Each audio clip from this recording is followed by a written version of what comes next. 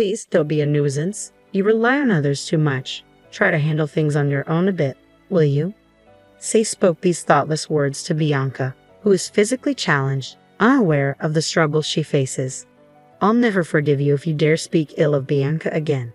Be prepared. I'm Miller, 27 years old, living with my parents. I work and could live alone considering my age. Few people my age still live at home, but I stay for a reason. My sister, Bianca. Bianca was born with nerve issues, making it hard for her to move. She needs care, especially since our father passed away, and it's too much for her mom to handle alone. It's not easy assisting someone with their daily life, and mom isn't young anymore, so I take the lead in caring for Bianca. Are you okay, Bianca? Does your body hurt? No, I'm fine, thank you. Despite her pain, Bianca always worries about me. She tries to do everything she can and used to apologize all the time when I started caring for her. Seeing her like that made my heart ache. Bianca, please don't apologize. After asking her several times, she reluctantly agreed. She feels sorry, but I don't mind at all. Mom opposed me taking care of her, worried about my age, job, and marriage prospects, but I care more about Bianca and want to stay by her side. Each time Mom brought it up, I'd rebel.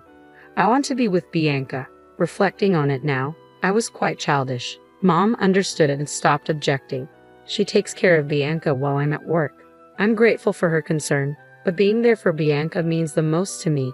After Bianca sleeps, Mom and I share our day's events. Mom seems happy, reminding me that we rarely had these talks during my teenage years. I wonder if she enjoys our conversations. Then one day, while caring for Bianca, she mentioned something. Sai's birthday is coming up soon.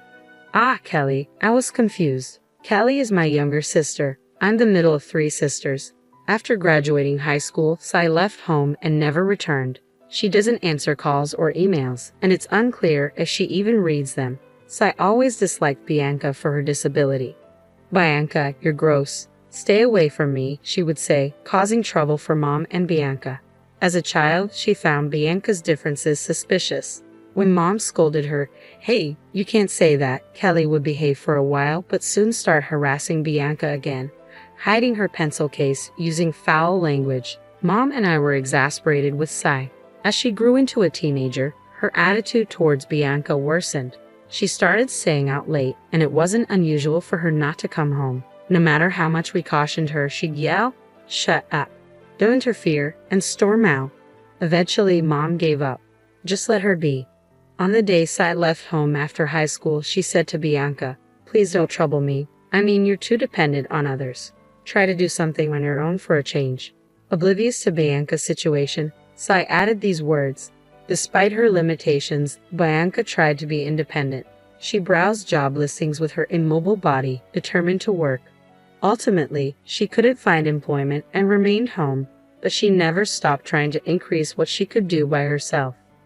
I couldn't forgive Sai for her heartless remarks. As I was about to lash out, Bianca stopped me. "Maybe that's how Kelly sees it. Sorry for being such a burden," she said, looking at Kelly with a mix of irritation and resignation.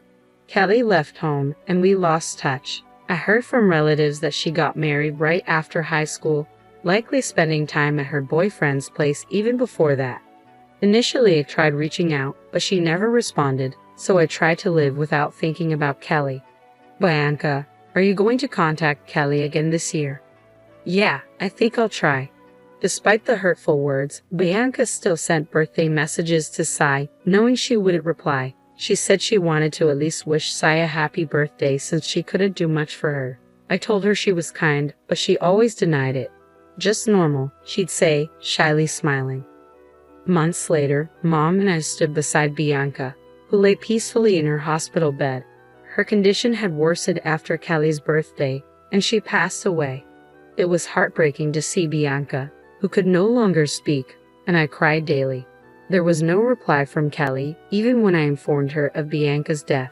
There was no response. Thus I resented Bianca, she was still family. I hoped for even a single word, but it seemed I expected too much. I sent the funeral details, but Kelly didn't reply or attend. Mom, either resigned or forgetful, never mentioned Kelly again. After the funeral, Mom and I cleared out Bianca's room. In the closet, I found an album I never knew Bianca had. It contained photos of Bianca, Mom, and me on outings, along with pictures from my childhood. When I asked Mom if she knew about these photos, she revealed that Bianca had secretly collected photos of me, finding strength in my smile. Hearing this, I burst into tears, sobbing like a child while Mom comforted me. Then I felt something warm on my head. Looking up, I saw Mom crying too, holding my hand. Bianca was that loved. A year has passed since Bianca's departure. Since then, my heart has felt empty, filled with a sense of loss. My days are spent in a job. I don't enjoy my days anymore. While Mom and I remain close, it's not enough to fill the void Bianca left. I often wonder what will become of me. One day, I got a call on my mobile phone from an unknown number. Who could it be? After a few rings, I answered, and the person on the other end was unexpected. Hello, this is Sterling, Kelly's husband. Excuse me, you're Kelly's husband? I asked, taken aback. That was Kelly's husband, Sterling, my brother-in-law.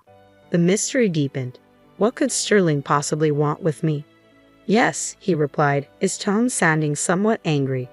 Do you need something? I asked, waiting for his next words. Please pick up your sister with disabilities. We've been looking after her for 6 months now, Sterling said, even more surprising me. An impossible situation had arisen. Bianca was with Sterling. I was so taken aback I fell silent. Thinking I was upset, Sterling pressed on. Why are you silent? Don't you care about your sister? What kind of human are you?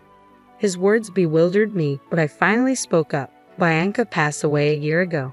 Sterling, perhaps in his excitement, wasn't listening, tired of caring and just dumping her on someone else. Your sister looks so sad, like she's been abandoned. This conversation was going nowhere. I interrupted Sterling to repeat, Bianca died a year ago. After a brief silence, Sterling finally spoke. Is that true? It seemed my words had finally reached him. I calmly explained to a now composed Sterling that Bianca had died a year ago, and that it was Kelly, not me, who had disliked Bianca. I also mentioned that we had informed Kelly when Bianca passed away. Shocked, Sterling seemed at a loss for words. Then, with a trembling voice, he said, Then who's the woman in our house?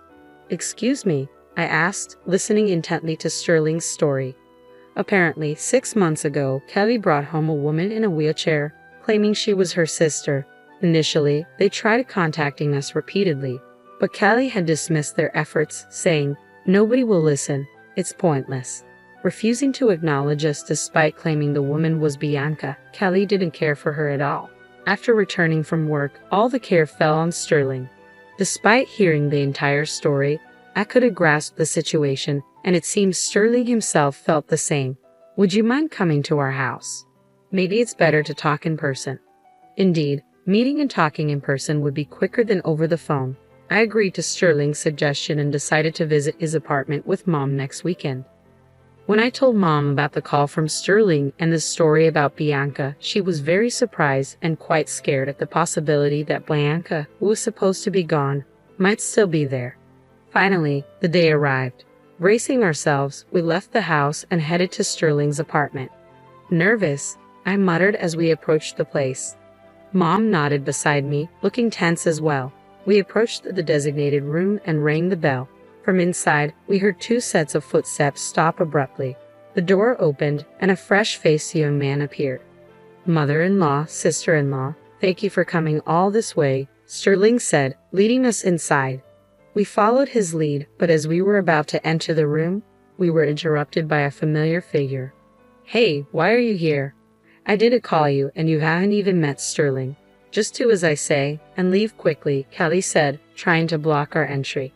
Claiming to be the sister, Kelly didn't care for the woman at all. She physically blocked us, creating a wall to prevent us from entering the living room. However, we managed to get past her. Turning to Sterling's side, I saw a woman sitting in a wheelchair, her eyes filled with fear and uncertainty. Is this lady your sister? Sterling asked, pointing to her. The woman appeared to be around Bianca's age, but neither Mom nor I knew her. No, she's not. We don't know her, I responded. I see, Sterling said quietly. He then turned back to the woman. Meanwhile, Kelly was trembling and had collapsed on the floor. Ignoring Kelly's state, Sterling asked the woman, Who are you exactly? The woman didn't respond. Something was going on. Perhaps she had been threatened by Kelly into silence. I turned back to Kelly. Who's this woman? You brought her here, right? I asked, but Kelly remained silent as usual. What? You didn't bring a stranger here, did you? I raised my voice in question. A soft voice came from behind. It seemed to be from the woman in the wheelchair. Looking at her again, she appeared remorseful but stayed quiet. After a deep breath, she slowly started to reveal her identity. I am. Don't say anything. Don't talk, Kelly desperately shouted, trying to prevent her from speaking. Hearing this, Mom was very angry. You stay quiet, she raised her voice. Surprised by her tone, Kelly gave up on speaking. We turned back to the woman, encouraging her to continue. Slowly, despite being scared, she began to reveal the full story. My name is Christina Redmanuel. Redmanuel? Sterling exclaimed loudly upon hearing her name. It was unfamiliar to us. Sterling, do you know her? I asked. Do I know her? Could you be the daughter of Mr. Redmanuel? Christina nodded. Hearing more from Sterling, it turned out that Christina was the daughter of Sterling's boss. Hearing this, both Mom and I were perplexed. Sterling, trying his best to explain, also seemed unsure of what was happening. What was Kelly trying to do, bringing a complete stranger and claiming her to be Bianca? Beyond questions, I felt fear. It seemed the only way to get answers was to confront Kelly directly.